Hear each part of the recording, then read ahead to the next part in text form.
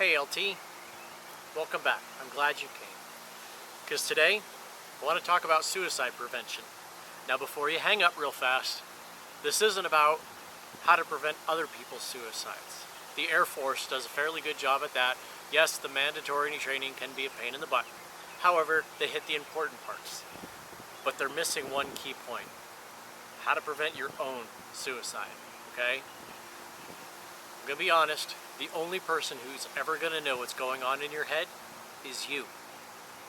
And the only person that knows there's an issue or not is gonna be you. I wanna encourage you that if you think there's something going on that you're not quite sure how to deal with, don't let fear prevent you from getting help. It prevented me from getting help for many years. I wish that I'd gotten help a lot earlier, okay? Just think of it logically. If you're sick, you're gonna go to the doc, right? If you know you've got some weak muscles you need to work on, you'll go to the gym. If you've got a toothache, you're gonna go to the dentist. If you go have a spiritual issue, you're gonna go to the chaplain. So why not, if you think you're having a mental issue, go to mental health. They're gonna be the ones that let you know, okay, this is a little problem, let's work on it. Or, okay, this might be something a little bit more. So I want you to understand that when you self-refer to mental health, there's three people that will ever know that you've been there, all right? That's gonna be yourself, because you're the one that went, the doc that you see, and possibly if you're a flyer, flight doc, or one of the other primary care physicians, because if the psychologist thinks that you need something a little bit stronger, he's gotta ask the doc to prescribe it, okay? Your commander won't know that you went because they can't report that. The people around you aren't going to be going, oh, and talking, oh, you went to mental health, unless you tell them. And you may find, as I did later on, that once you've gone through the process, you want other people to know so that they can get help as well. That's one of the questions people ask me when, why are you so open about you went to mental health? And I always tell them that if I just reach one person who needs it, and lets them know that it's okay to go there, then it's all been worth it. Because the Air Force wants you to be stronger mentally.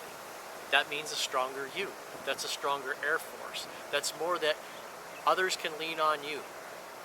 If you have an issue that only you know about, you're going to be spending a lot of time trying to deal with that and not being a better airman.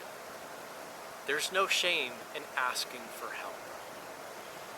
Now, the urge of suicide can come on really fast or really slow. In my case, it was really fast. Without going into the details, I'm a person that absolutely abhors the idea of suicide. Personally, I think they go to hell. That's my own belief. It's not the opinion of the Air Force.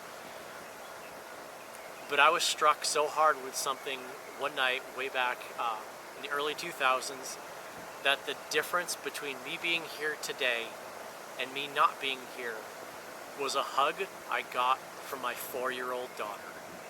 If you ever want to know the full story, I'll glad you tell you. Just come find me. I like Guinness.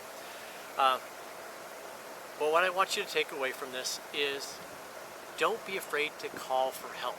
Whether that be a squadron mate, your commander, walk into mental health like I did. I finally got to the point where I knew I had to get help, and I walked into mental health and finally got help.